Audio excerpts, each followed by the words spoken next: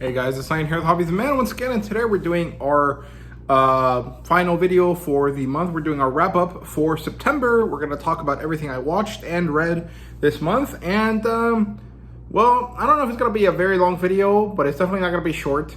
So we'll see how long it lasts. Hopefully not an hour, because that would suck. But we'll see.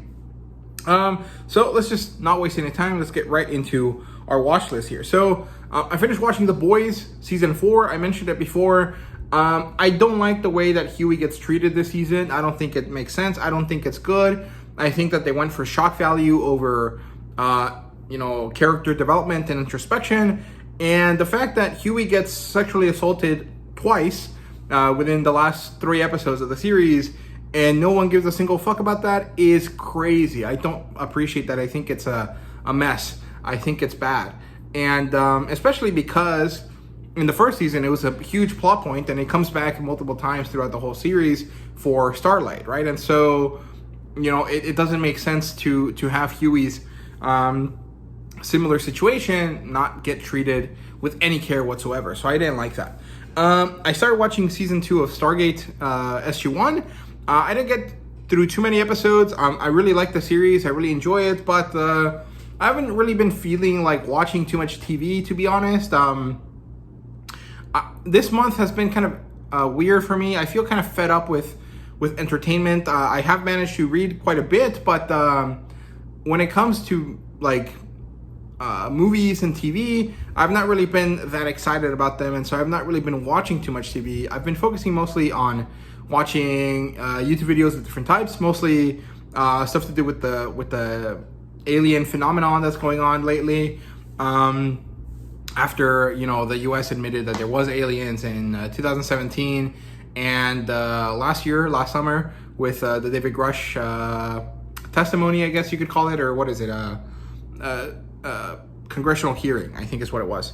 So I've been watching a lot of videos relating to that, a lot of podcasts and stuff like that. So I've been listening to stuff. I just haven't really felt like watching too much of it.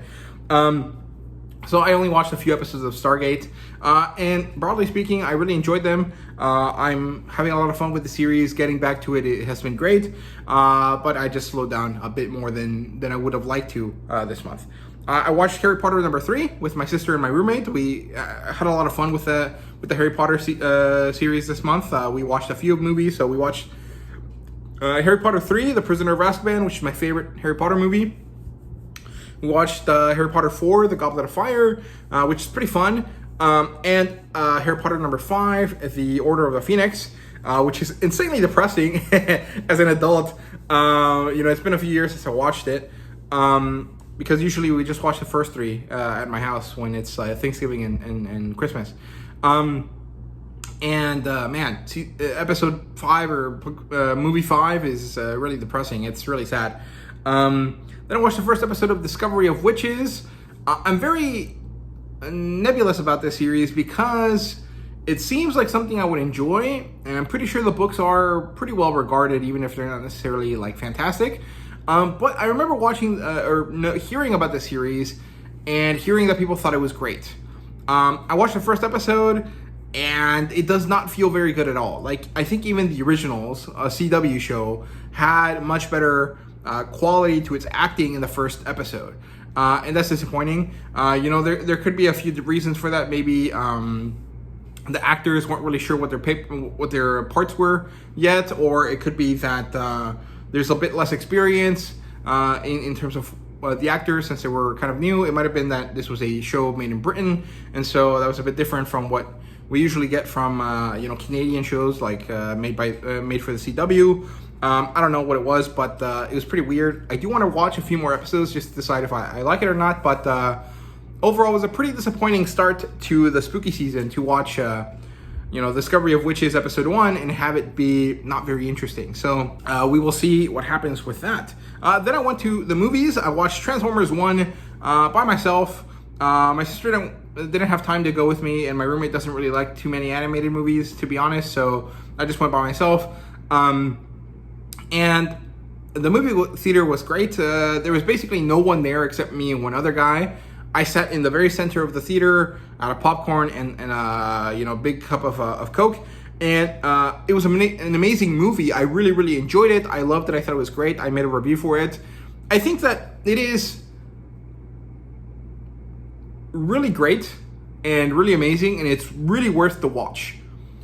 But there are a few key issues that affected how it was performing at the box office. If I remember correctly, it had a 60% drop off over this past weekend, and I would attribute that very specifically to a few things. First of all, the Transformers brand is confusing. Is it for kids? Is it for teenagers? Is it for adults? Is it for everyone? I don't think anyone really knows the answer to that. I know that Transformers is for me because I like it. That does not necessarily mean that I know that everything that is made in Transformers is for me, right? The Michael Bay movies are definitely not for children. I'm sure teenage boys, which you could consider children or not, definitely enjoyed those movies. I know I did as a teenage boy.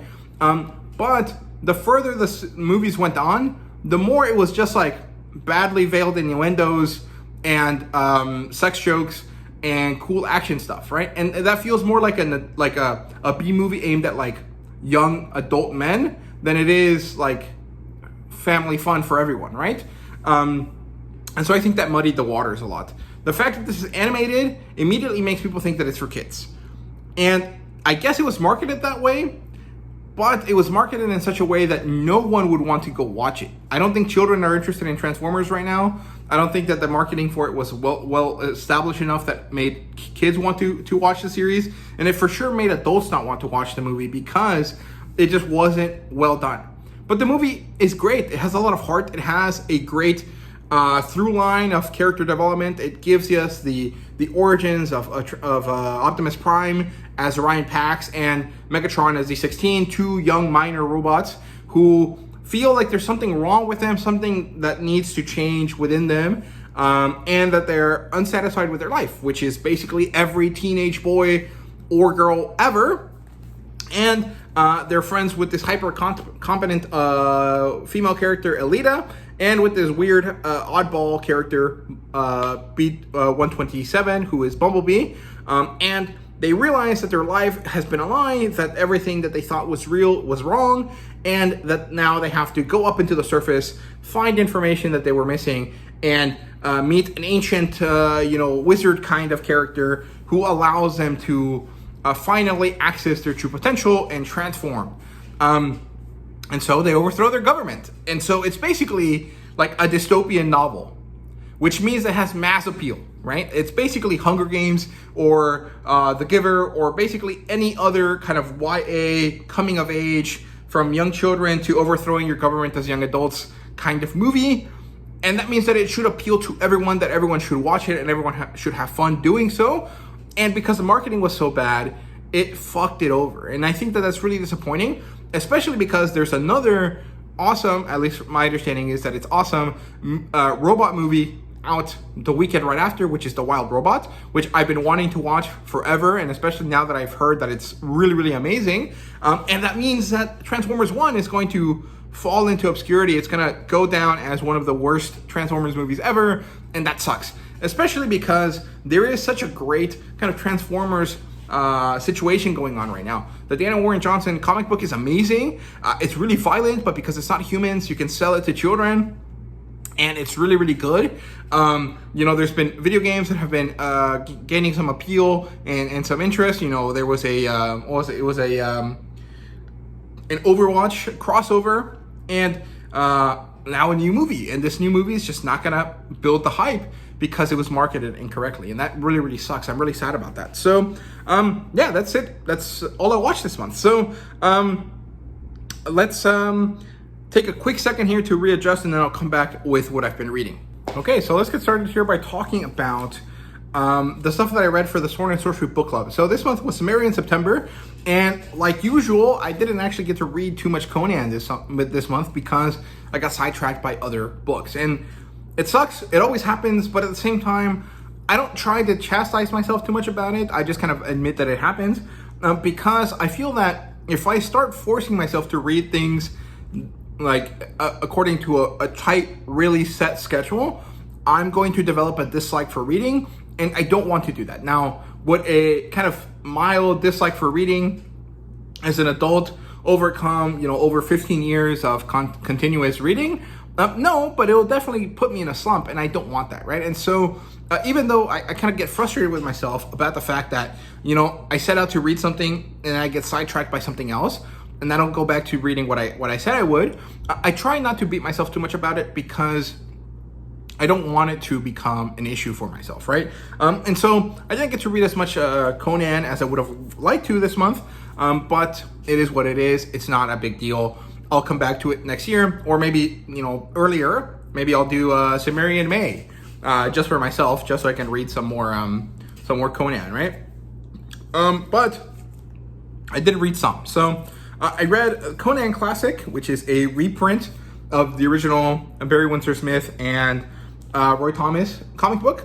This is pretty great. I really enjoyed the concept of reading this, right? The idea that this is the original, or one of the original adaptations of Robert E. Howard's work. It was written by a superstar of the times, Roy Thomas. It was drawn by another superstar, Barry Windsor Smith, and it was the start of the Renaissance for the character, right? Or maybe the first time it really truly became a national, or maybe even worldwide phenomenon.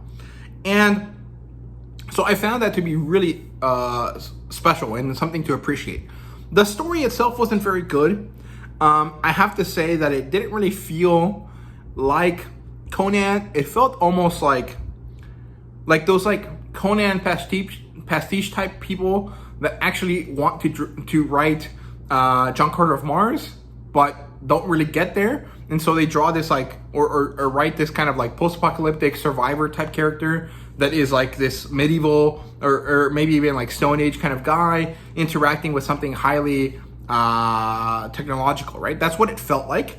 Technically, it was not. It was technically just a, barbarian guy fighting a wizard, but the wizard happened to have something that was more akin to technology than magic, and it was kind of vaguely a cosmic horror type element. And so, if you're looking at this from a checklist perspective, what constitutes a Conan story? A barbarian, civilization versus naturalistic behavior, Cthulhu-esque kind of references, a wizard, technically, a hot lady, technically all of those things are checkmarked, and they all are done, but not in a way that really feels like Conan.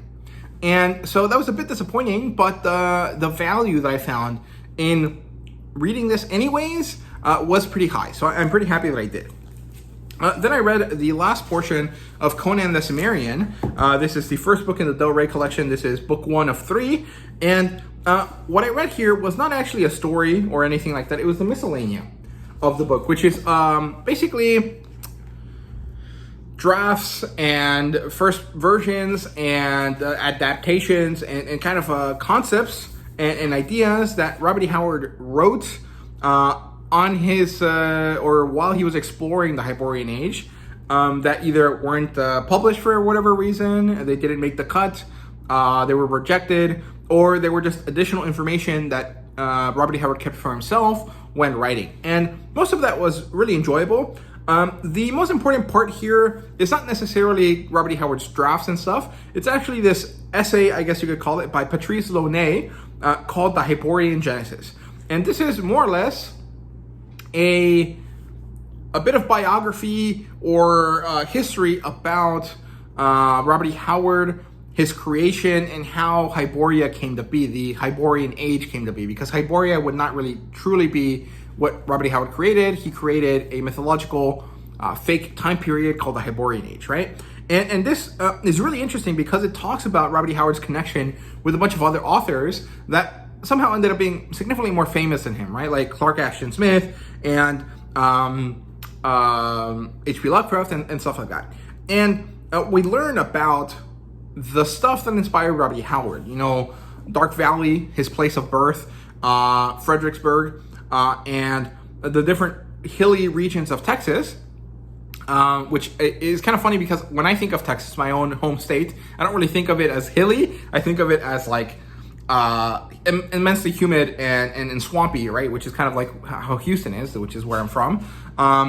Or I think of it as like really fluctuating weather, right? But Robert E. Howard grew up in center north Texas. And so he has a very different kind of interpretation of what Texas is like, because Texas is so big, right? I think it's bigger than quite a few countries in Europe. So it's interesting to think about that.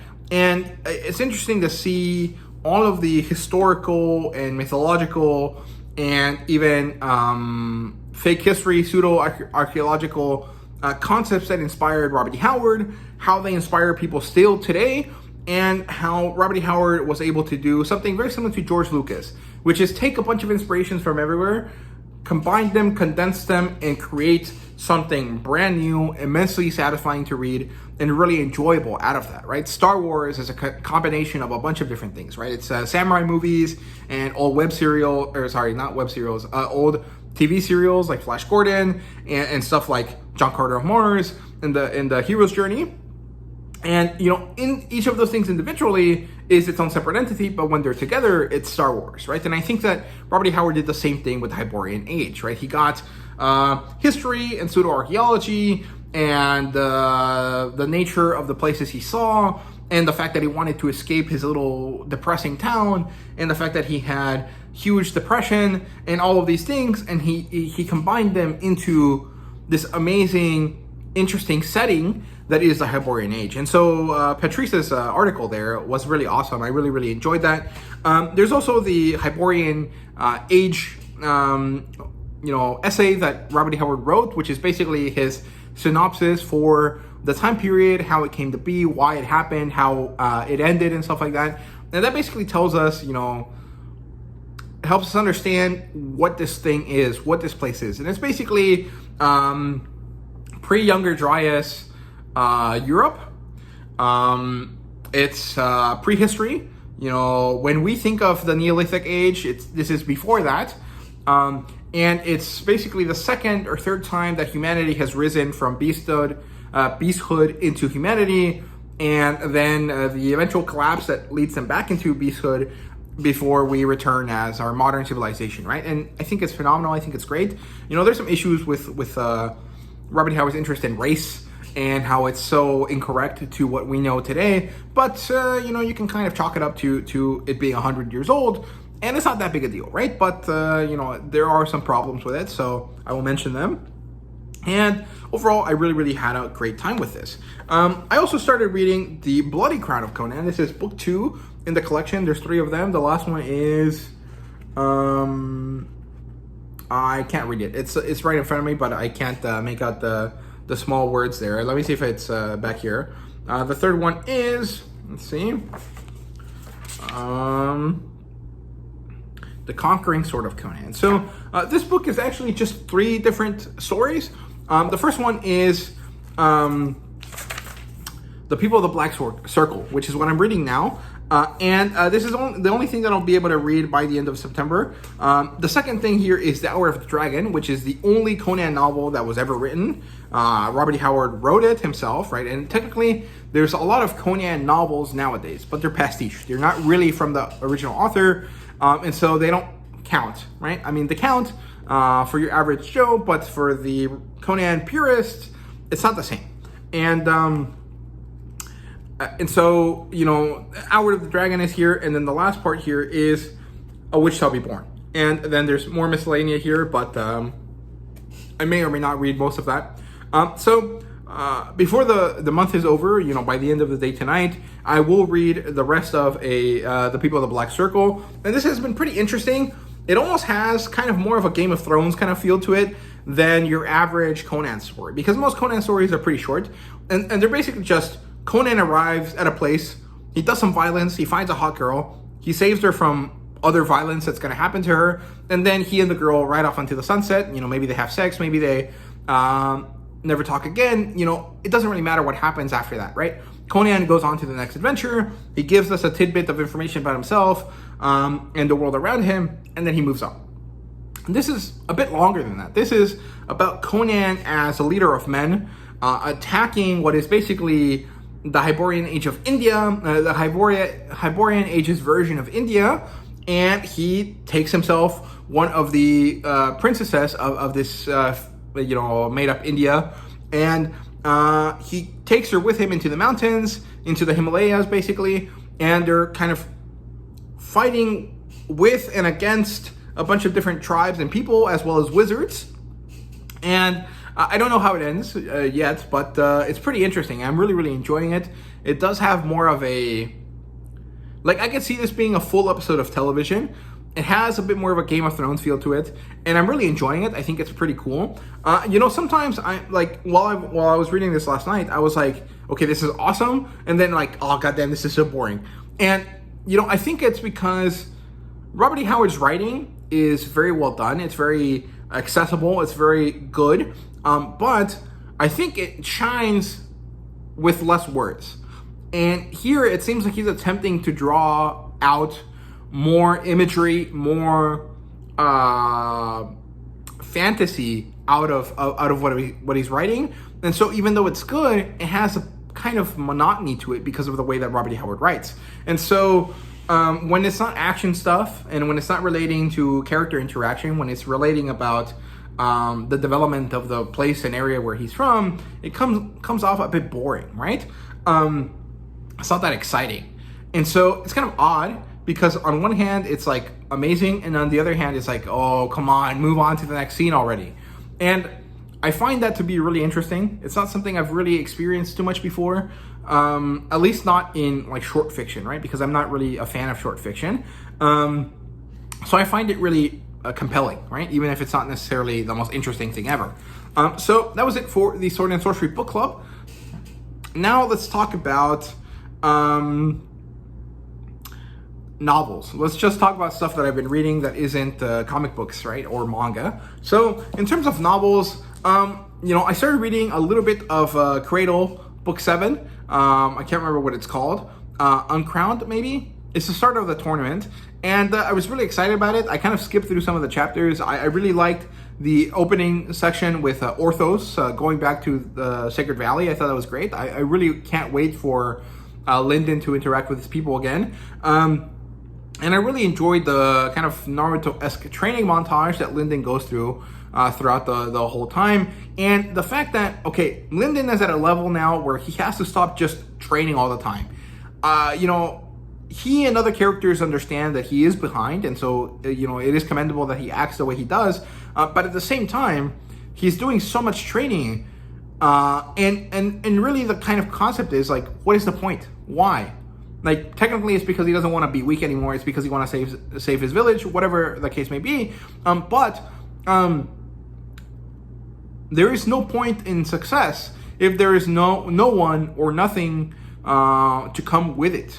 No one to share it with, nothing to come out of it, right? And I think that's something that a lot of people, in real life don't understand either, which is like, okay, I want to be successful and I want to have a lot of money, but in order to do that, you basically have to dedicate your life to doing that, right? And then once you're, decrepit and old and you have all this money, you have no family, you have no friends, you have no wife, you have no kids.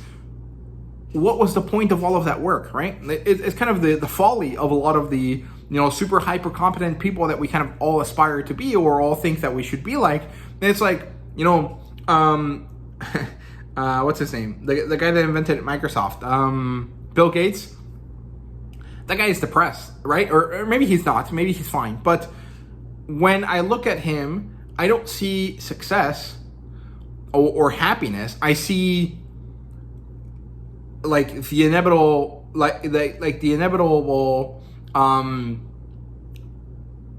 reality of dedicating your life to your job. Right, and it's something that was echoed a lot in the biography of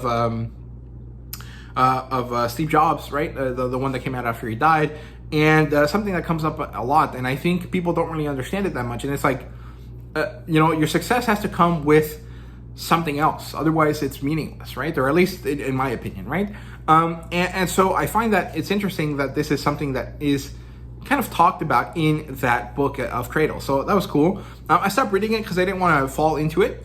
And then after my discussion with Sam from Sam Harrison, the SFF channel. Is that what it's called? I can't remember the whole title of his channel. after the discussion with him about book 1 of The Wandering Inn, I went back to read some more Wandering Inn. I ended up finishing book 6. I ended up reading book 7 and 8, and also book 9. So I read way more than I really wanted to. I just couldn't put it down. Like this whole portion up until the end of volume 6, which is up to the end of volume 9, or sorry, book 9, is phenomenal. This is the kind of like the Goblin War saga, I guess you could call it, if you want to divide it into like a broader kind of more cohesive kind of naming convention. It's basically the first half of The Wandering Inn, and I really loved it. I found I had some issues with it, right? Like some characters die, and I feel like their deaths didn't really mean anything, and so them dying wasn't really important because the shock value wasn't high enough. And the reasons why these characters die were not really meaningful enough, and so I had some issues with that.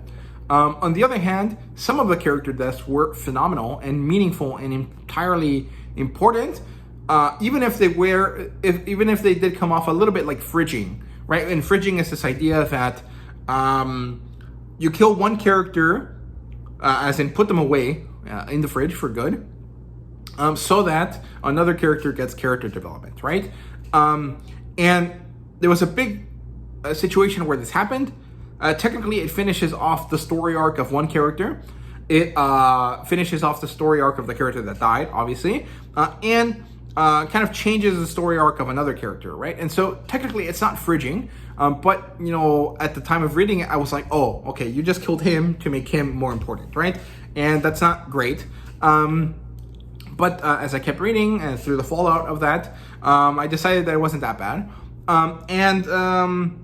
You know, there were some characters missing, some pretty important characters missing in the portion that correlates to volume 6, and so it was pretty disappointing not to see them. But at the same time, there were so many cool and interesting things happening that I barely noticed that they weren't there. And so I think that Pirate Abba is both really great at their job at writing, and also kind of an experience. And I think that this is just because you know, this was early on in their career. I think this was the latest that I read was maybe early 2019 or maybe really late 2018. So they've only been writing for about 2 years. They'd written a lot of words, and so they had, you know, developed their skills quite highly, quite quickly. But there was some naivete to the way they were writing. And so there were some issues, right? Especially the last chapter of, I can't remember what book it was. I think it was book 8.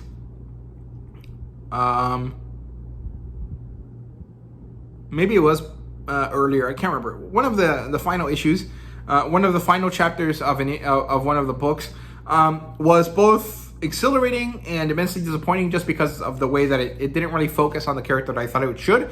And the same thing happened at the very end of this kind of story arc, right? At the end of volume 6, there was a huge, humongous, insanely long chapter that was generally pretty good, but it didn't focus on the character I thought it would focus on. Or at least it didn't have enough point of views from that character, and that character in this case was Aaron. It's not a spoiler to say that, so I'll say it. And the fallout, the amount of character deaths that followed was a bit disappointing to me, because I didn't want all of those characters to die. I felt like there was so much time spent on them that killing them this way was not satisfying enough. The sacrifice that these characters kind of gave was not sufficient, or was not focused on sufficiently, and that's a bit disappointing, right? But it is what it is. I think that broadly speaking, up to the end of volume 6, right, up to the end of book 9, I would give The Wandering Inn a 4.5 out of 5. It is nearly perfect. I love it. I think it's phenomenal. I am a Wandering Inn obsessive. I think it's, you know, some of the best stuff ever. You know, is it at the same quality as like Brandon Sanderson? No, probably not. But the value that it has to me as an individual is significantly higher than probably Sanderson's work, right? Like, I like all of Sanderson's work, but I really only love the Stormlight Archive, right? And maybe only the first book. I think I broadly love all of The Wandering Inn significantly more than anything in the Cosmere, right? And I find some of the characters in The Wandering End significantly more valuable to me as an individual, a bit more. And I also like just the broad scope of The Wandering End, because in The Wandering End you can have, someone like Eren, who's like a people person, right? Or you can have someone like Ryoka, who is like intensely focused and kind of stupid emotionally, but valuable. You can have these amazing deep friendships. You can have this exploration of social behavior through characters like Ken and Luan, right, over with Geneva. You can have the exploration of power and its corruption, right, through Lakin. Or you can have Magnolia, who is a dreamer who wants to accomplish something, but she's going about it kind of the wrong way. And there's a lot of interesting plot points and situations and things in The Wandering End that are just so far-reaching and so huge that it's kind of awe-inspiring, right? And so that's why I love The Wandering End so much. I think it's phenomenal, right? So, that's basically all I've been reading this month. I didn't really read any normal books, although I kind of want to. I've been feeling like the itch to read normal novels for a bit. I just didn't really get around to it because The Wandering End is so big and I love it, right? I have decided that I'm not going to read any more Wandering End the rest of the year. All I can do is go back and read the portions that I already read so I can do reviews on them, because I did a review for book 5, right, The Last Light. I need to do book 6, which is The General of Israel, and then I have to do the rest of volume 6, right? So that should keep me tied over for The Wandering End for the rest of the year. Rereading it is pretty enjoyable and really easy, even if I just basically blew through it the first time. It gives me a chance to get a little bit more details. And although I don't necessarily love reading it like that, because it changes the dynamic that I had for my videos a little bit, right? Like the first 3 videos were basically one time through, and I talk about all of the thoughts, all of the things that happened. And book 4 onwards is more like a bit more introspective.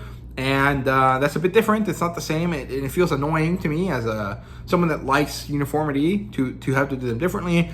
It just kind of happened to be that way, and I have to deal with it, so I'll just continue to do so.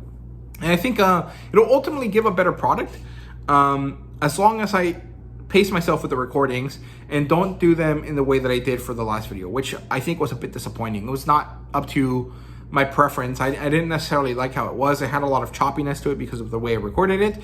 And also it didn't feel fluid to me, right? When I was editing it, and then when I watched it back the first time, I just wasn't really satisfied with how it went.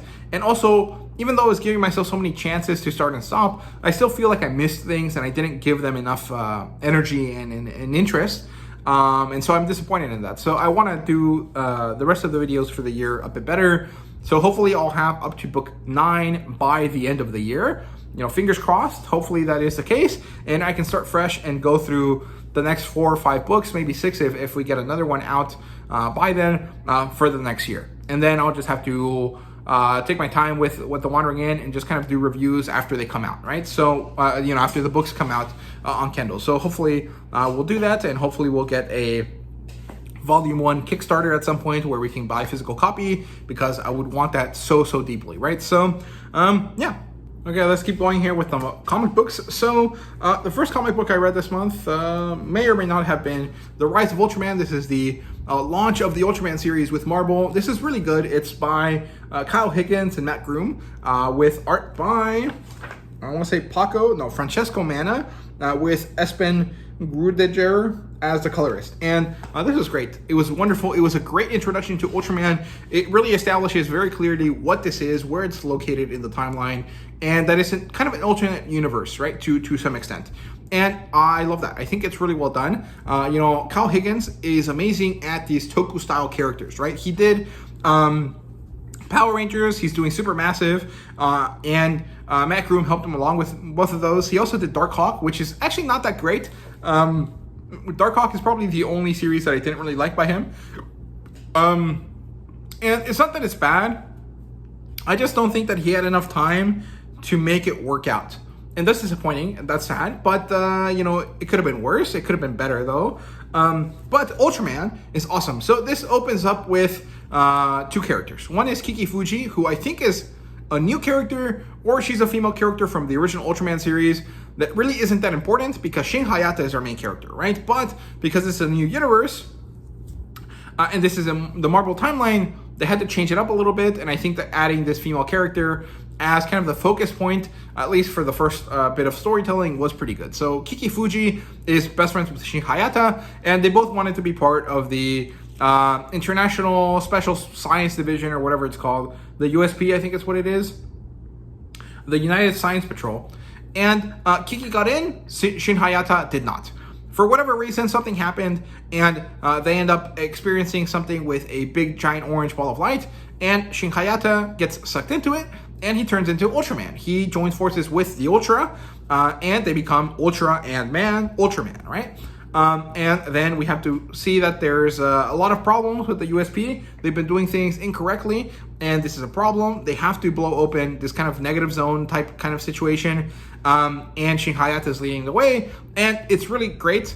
At the same time, in the background, there's this other kind of issue that happens to tie with 1966, which is when the original Ultraman series happened. Although in this universe it didn't. It only happened in 2019, I think, is when this came out.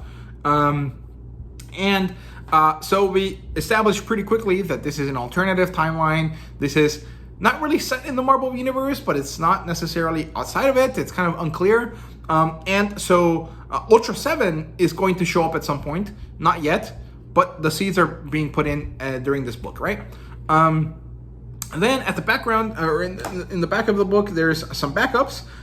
The important one is Ultra Q, which is relating to the original series that inspired Ultraman, which was the previous series that the Tsuburaya Productions worked on, called Ultra Q, which was something like the Twilight Zone, but Japanese.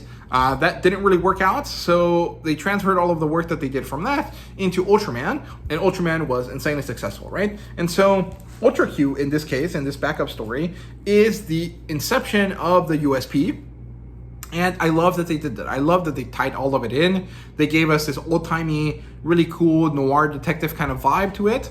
And they tied it into the kind of like timeline of Ultraman. And I love that. I think that was great.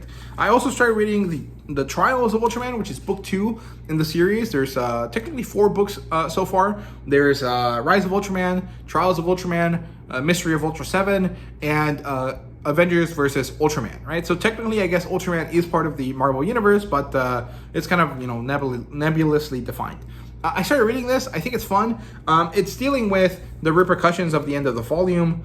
Previously, when all of the kaiju exit the kaiju like limbo or whatever they're supposed to be in, and now they kind of are on the world, and so Ultraman has to find a way to get rid of them without mass panic, without killing them, and without causing the death of millions of humans. And it's really difficult, but he's doing his best, and he'll make it work, right?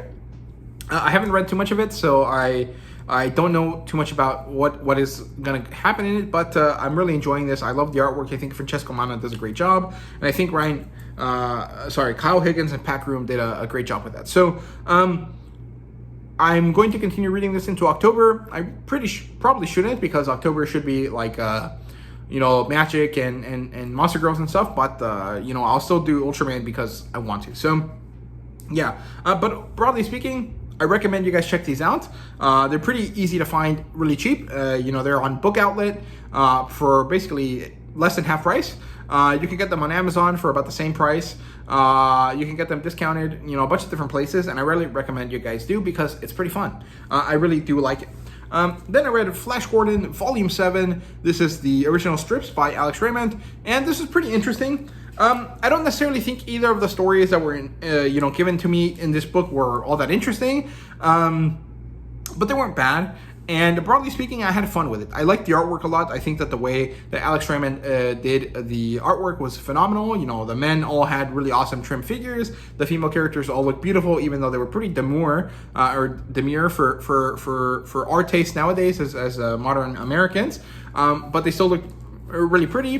The colors were interesting. They're not very good. I think that there should have been some touch-ups done for this edition, and the lettering was nebulous. It wasn't great. It wasn't horrible. It was better sometimes than others, but broadly speaking, I think it was done by hand at that point, so it is what it is. I would like an updated version of this, like something where all of the original stuff is respected, but it's upgraded and developed to fit modern standards. And if that means that they have to, digitize the font that Alex Raymond created when he wrote, and then update speech bubbles and maybe change some of the coloring a little bit, I would be okay with that. I know a lot of people would not be, but I'm fine with it.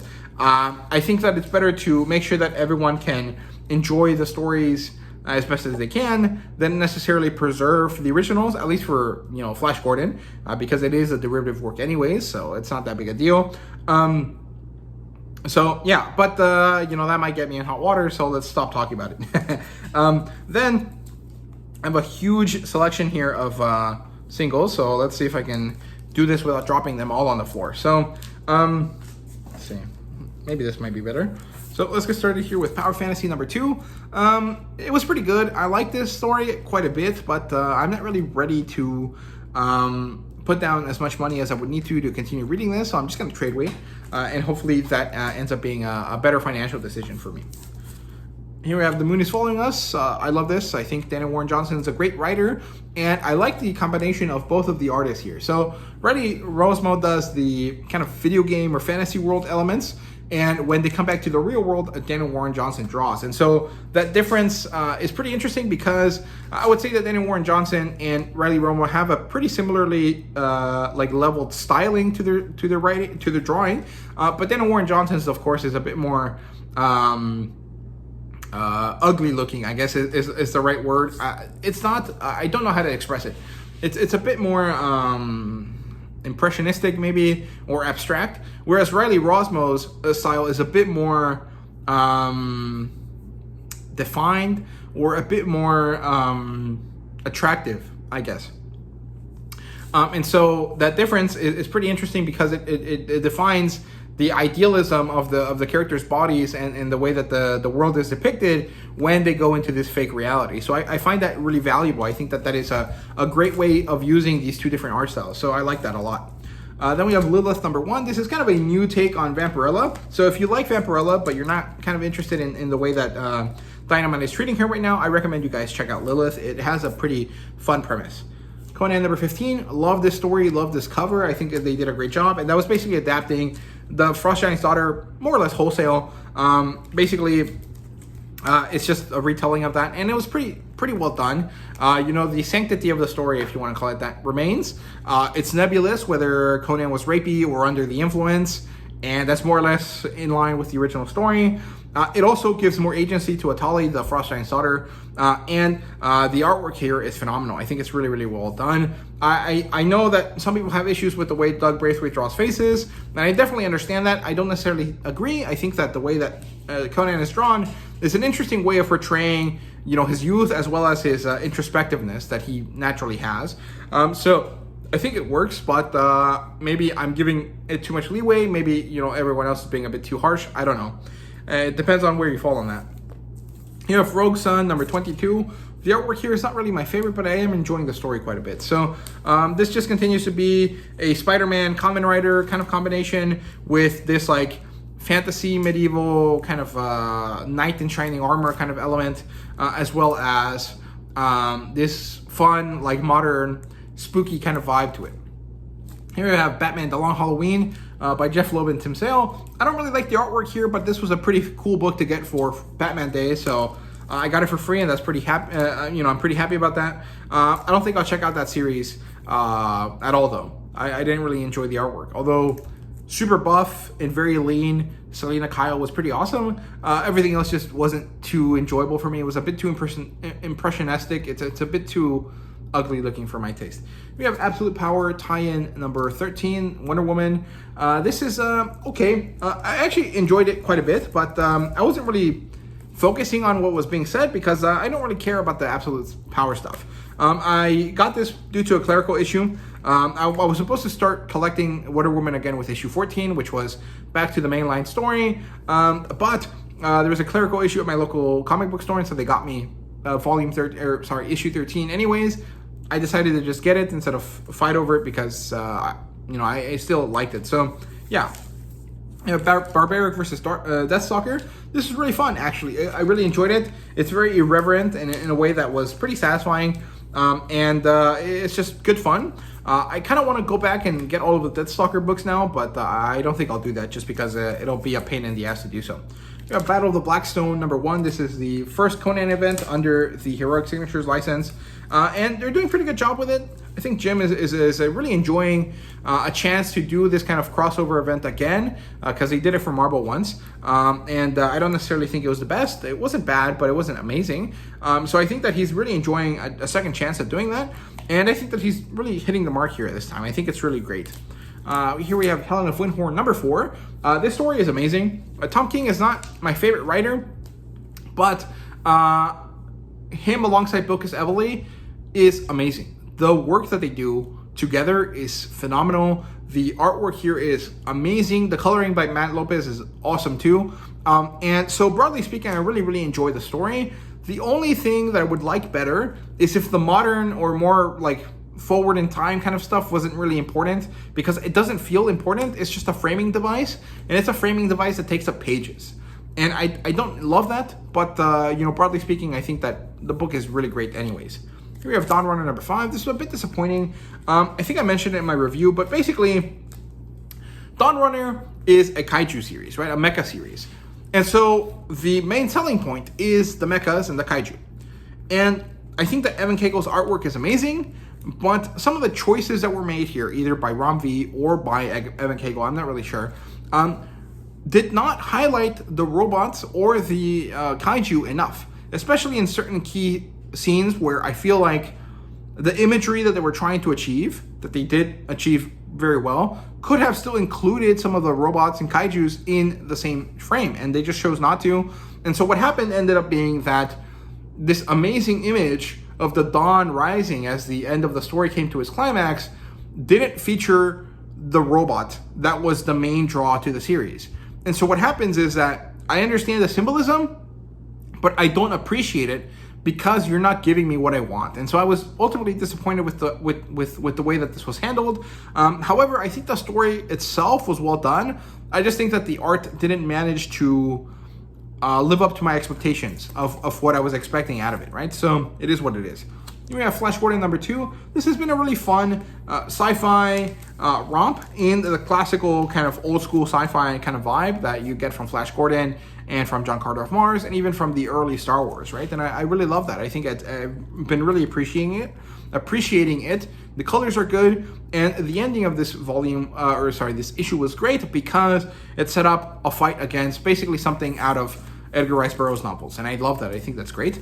Here we have Adventures of Superman #4. This has been a pretty good series. I think it's near its end here, and I'm really loving it. I think it's mostly just a slice of life kind of vibe, and I like that. I think it's good. There really isn't too much slice of life superhero stuff, and My Adventures with Superman is hitting that spot, so I like that. Yeah, I've read Sonja #13. Amazing covers, fairly good story, good artwork. I just want it to end soon so I can stop collecting it. And I think I'll stop collecting Red Sonja altogether because, I'm kind of getting to the point where every time I get a Red Sonja story, it starts off awesome, and then it gets really long, and then it just gets disappointing at the end. And I'm not to the point where I'm disappointed yet, but I'm getting there soon, and I just need it to end soon. So hopefully it does. Yeah, Witchblade #3, man, this stuff is phenomenal. I really love what they're doing here. I love that they're giving us a bunch of extras in the back, and I hope that they continue to do that for the rest of the run. Maybe they'll stop at some point, but I really want it to last at least the first 12 issues, right? And let us have as much enjoyment and interest out of the return of Witchblade as possible, including a lot of looks at the amazing artwork that's going into it. Because Caffaro is really popping off. He's really doing his best work there. So I really appreciate that. Here we have Chitara #3. This is great. It finally reached kind of a point of action here. The mutants have finally invaded Thundera, and we have to see what happens after that. And I'm very happy about that. I'm happy that it's finally getting somewhere. And I guess this is going to tie in directly to the beginning of Thundercats. Both the original series and this more modern interpretation, so I'm happy about that. I think that's good. You have Dark Knights of Steel All Winter. This is probably the better of the two, Dark Knights of Steel books, and I'm really enjoying it. I also like the backup story, Heir to the Sea. I think it's been very well handled, and I like the artwork for that one a lot. And I really enjoy it. I think it's cool. I love this kind of like lone wolf and cub kind of idea. I think it's a bit overused at this point, but you know, it works. So I understand why it keeps getting used. But I'm liking it a lot. And Bruce gets introduced here, so that'll be interesting. It's nice to see him kind of get connected to this so that we can come back to the Dark Knights of Steel, you know, mainline stuff eventually, but we'll see when that is. Hopefully not anytime soon, and if they do, hopefully it's done with an artist that can draw faster, because last time a lot of the momentum from the series was killed by the fact that, you know, the art was taking too long to get out there, so that's sad. Here we have Transformers number 12. This is the end of Jorge Corona's run on this. A new artist is taking over for issue 13. I'm sure they'll do a great job, but I will be sad to see Jorge Corona go, because I love the way that he draws. Dana Warren Johnson's artwork's probably been better, but the way that the human characters are drawn by Jorge Corona is significantly more enjoyable to see. The thing is, I don't think I liked this part of the story, like the robot story, as much as the first time, because we introduced a lot of extra characters and they bring in a lot of new perspectives, so that's good, but they're characters that I just don't really care about. I don't care about Alita 1. I don't care that she's angry at Optimus for leaving them behind, because she's not relevant to me. I want to know about Optimus. I want to know what him and Cliffjumper are doing. I want to see Jazz come back, right? And Alita feels like she's taking up screen time. Alpha Trion or Ultra Magnus, I think it was, coming back and getting healed and then running away was really interesting. So I hope we can focus on that a bit more. Beachcomber was also another character that showed up, and I actually enjoyed his interactions because he signifies a peaceful kind of way of resolving the conflicts, and also a way for Spike to still be part of the world without necessarily being friends with Optimus. So I appreciate that. Then we have Ain't No Grave number 5. This was phenomenal. This is the ending of the story. It was super bittersweet. I think that Scotty Young handled that perfectly. I think it was phenomenal, amazing. Here we have Kill All Immortals number 3. This was great. The best part about this was not really the story. The story was good, but the coloring was amazing. And I actually got to interact with a classmate of mine about this. So I was reading it, while waiting for class to start. A classmate of mine came up behind me as he was getting to his seat. He saw it, and then during our class break, because our classes for MBAs are 3 hours long, so our teachers usually give us 1 or 2 breaks in between. During the first break, my classmate came up to me and asked me about the comic book. I had to give him the pitch about it. I had to show it to him. I wanted him to flip through the pages, and it seems like he was interested enough to at least look up how to buy it later. So I'm happy about that. I thought it was awesome. I really enjoy that. I think it's phenomenal to be able to organically create situations in which you recommend things you like to others, right? So that was great. I really enjoyed that interaction.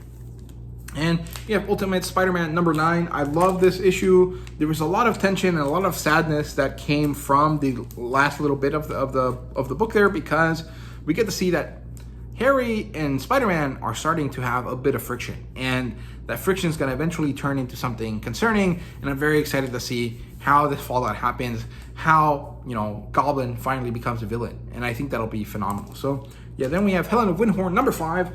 Everything I need to say about Helen of Windhorn has already been said, but this issue was phenomenal. It was funny as hell, because there was this part where there was a giant snake monster and Barnabas was fighting it, and Lilith just did not give a fuck. She was like railing him, like she was yelling at him for being such a shitty father figure for Helen as he was trying to save her life, and I thought that was hilarious. I thought it was phenomenal. I thought it was so funny. So that's it for all of the comic books.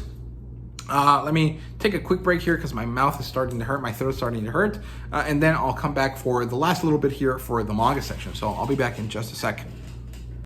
Okay, let's finish up with the manga section here. Let's try to do this quickly so it's not, past an hour long here at this point. Sorry, I just talk so much. I have to really stop and try to condense this. I just don't want to have to plan for my wrap-up video, right? So, maybe I have to, just so they're not hours long every time. So, yeah, anyway, let's try to get through this as quickly as possible here. So, we have Mobile Suit Gundam Thunderbolt number 3.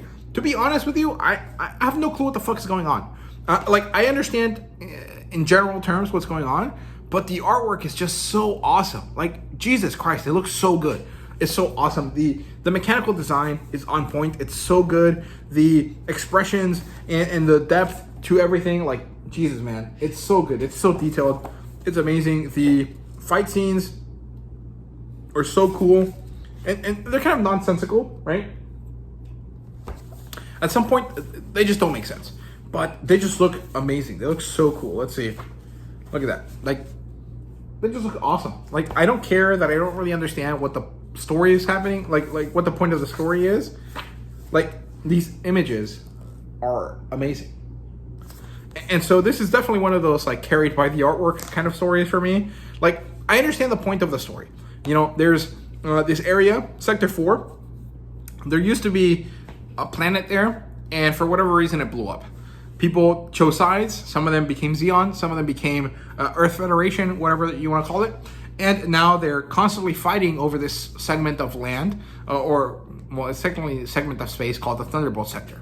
And so what's happening here is that they're using this region as a way to test out mobile suits, right? And so the Earth Federation is testing out this armored Gundam, which is really cool. And the Zeon group is testing this Psycho Zaku, who has this special ability that comes from the fact that its pilot is someone that's an amputee. And so a portion of its body has been replaced with mechanical instruments, and these allow for faster, more direct, and better communication with the robot. And so the fact that the human is literally just connecting to the robot directly instead of having to use joysticks and stuff like that allows for more control. At the same time, it dehumanizes the human, and it makes it so that Zeon now has an interest in forcibly damaging its soldiers, and that is bad, right? But it's so effective. So is it worth it, right? That's one of the main questions that Thunderbolts is trying to answer. At the same time, all of that gets lost in the fact that it's just constantly fucking, Gundam this and Gundam that, and this fight and this fight, and then this blows up, and then this doesn't blow up, and it's so cool. It's amazing, but it's more of a, let's just wash the story over ourselves. Like, let's the story wash itself over us, and then hopefully we'll understand it at the end. More than it is a deeply, like, I gotta understand what's going on exactly so that I find the emotional high points here. Because it's just not that clear. And partially it's because, the last time I read one of these was like nearly 2 years ago, right? So I wouldn't know what the fuck's going on anyways. But the way that the story is written makes it even harder. So it is what it is. I don't really have any problems with it. It sounds like I'm saying something bad. And it kind of technically is bad. Objectively, the fact that I might not understand what the fuck's going on in the story is a bad thing. But the pure amount of enjoyment I got out of this was maybe even higher than some of the stuff I do understand. And so I can't really fault it because it was just so fun. So those are my thoughts on Gundam Thunderbolts Mobile Suit Gundam Thunderbolts. Then we have Gachiakuda number 3. This is amazing. I love this story. It's a bit depressing, actually. This part of the story really focused on how depressed Ruto is and how he's just really, really sad as a person, as an individual, and he had nothing valuable to him. And at some point, he, as a child, just started beating the shit out of his head against the wall. And his stepfather, or the guy that became that stepped up to be his dad, just tried to find a way for him to connect to the world so he wouldn't feel this emptiness, right? Due to his abandonment. And they didn't really succeed, but they found something important about Ruto, which is that he loves to care about things that others care about, which, in some senses, maybe not the best, because that means that he has no identity. And in other senses, is like exactly the type of person you need, because sometimes, even though you appreciate something, you're not really valuing it. And so someone else sharing that opinion with you and helping you see more value in the stuff that you already love is meaningful, right? And that's kind of what channels like this are about, right? It's about sharing our love for stuff, and hopefully through that, getting other people to love that thing even more, right? And that makes sense. But Ruto's characterization is really interesting to me, and the fight that ensues out of this revelation is awesome. I really, really enjoyed it. I also really love the style here. It's so punk and really fun. I just love it. I think it's great. But it's not like ugly or like scratchy like in Chainsaw Man or those types of series. Like, this is very clearly like art made by someone that is good at drawing, and they just decided to have this interesting, funky style, and I love it. I think that's really fun. We have Blue Lock number 14. Man, I love Blue Lock. It's so good. It's so enjoyable. It's insanely unnecessarily edgy, but it's just the right level. Like, for me, it just works so well. I really, really love it. This issue focused on the first half of the U20 fight, or the U20 match. Blue Lock is on the ropes. They're gonna get shut down. They have to prove that it's valuable. And so, in order to do that, Ego challenged the U20 team to a match. If we beat you, Blue Lock is a success. Continue to fund it. If we don't, we all get destroyed. It is what it is. And so we get the first match after a grueling set of situations that led to our team being built. We start the match, and we initially see the Blue Lock team losing. Sai Itoshi is just too good. And the defense on Japan's U20 team is amazing. Oliver Aiku specifically is a monster, right? But things happen. We find an opening, and our Blue Lock team scores. And it's Nagi that scores first. And let's fucking go. Nagi is awesome. And then Rin Itoshi does it too. And now we're 2-1, and we're winning. And it's, oh, Jesus, man. It's so cool. I really, really love Blue Lock a lot. I think it's so, so fun.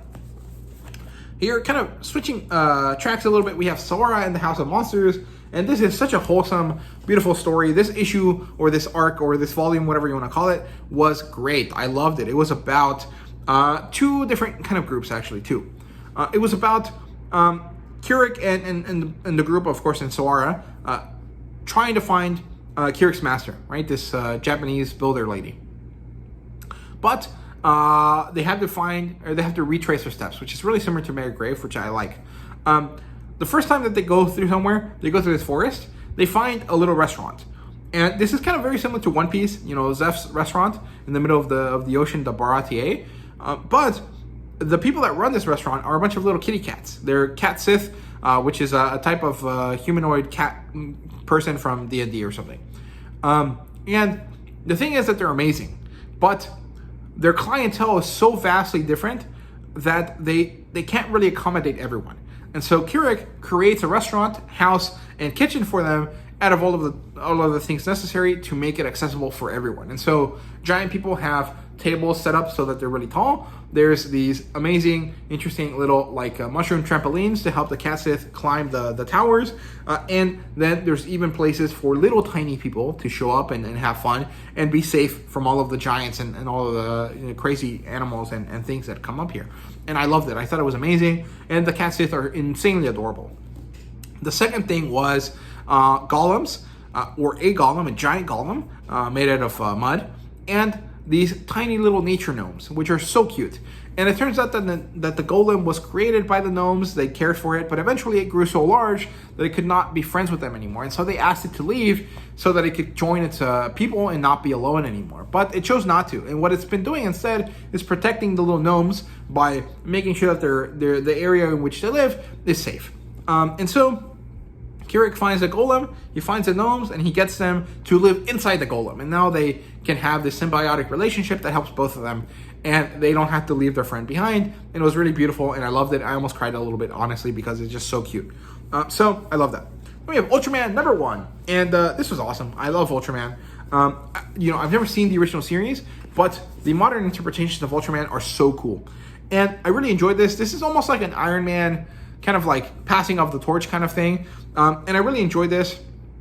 It's maybe not as good as the Marvel Ultraman, but it's pretty awesome anyways. The thing is that I didn't like how Viz treated this series because, the physical volume is awesome. It has a lot of color pages. It's great. Really fun and easy to read. But the digital version doesn't have any of the color pages beyond the ones that are part of the first the first chapter. And that's disappointing because they have access to them. We can see that they have access to them. So why the fuck are they not in the file on the Viz manga app? That's so annoying. It sucks, man. Like, I'm paying money for this. Why are you making it shittier than it really is? Like, I just hate it. I understand that there might be some level of difficulty with including an extra color image at the beginning of each chapter. But it's not that difficult. I don't think it has to be that difficult. They can pay some intern to do it, and it's not that big a deal. And if Viz is so lazy that they can't even do that for their customers, why am I even supporting them? Like, it really makes me angry, because it's like, dude, you're like the premier manga company. Everyone buys from you. The least you can do is not be shit at making sure that your customers get the best product. Like, come on, man. It's not that hard. It just really annoys me a lot. So, but yeah, Battle Angel Alita, this is the last book that I read this month. And Jesus Christ, I can't believe it took me so long to read this, because it's awesome. It's amazing. I love Battle Angel Alita. I love the artwork. I think that's probably the best part about this. Otherwise, it's a pretty kind of generic, alien, or kind of like fake person, wants to be real kind of person, and coming of age because they are a real person. They just aren't made of flesh and blood. They're made of, bones and metal or whatever. And so they are a real person, but they just have to realize that, right? And so it's kind of a pretty generic, basic kind of coming of age story, right? But the artwork and the ways that it explores that kind of basic coming of age story are really great. I love it. I think it's well done. The fight scenes are also amazing, and this kind of watercolor kind of vibe from old manga is great. I really, really appreciate it. And the best part here, honestly, the greatest kind of element here is the facial expressions that this creator can kind of create, because Alita isn't just a pretty, female sexy character. She's also immensely emotive in a way that is so genuine and real. And I think that Yukito Kishiro is really a master of their craft. So I'm really happy that I read this. I actually checked the website for Half Price Books to see if they had the second volume in stock somewhere. They did. It was about 40 miles away from here. I didn't want to drive that, so I called my local one, and I was like, hey, they have this book in the same system, but in a different portion of the city. Can you guys get it for me? They said yes. It's on order. I will get it by the middle of October. So in a few weeks, I'll have the next book in the series, and I'll purchase it if it's not shitty, if it's pretty well kept. I'm sure it will be, because they usually don't put up like really bad books at Half Price Books. So I should be able to read the next installment in the series in a few weeks. So I'm really excited about that. So yeah, that's everything for my reading wrap up. I hope you guys enjoyed. Let me know what you read this month. What was your favorite thing to read? What was your favorite thing to watch this month? Let me know down below. And thank you guys so much for watching. See you guys later.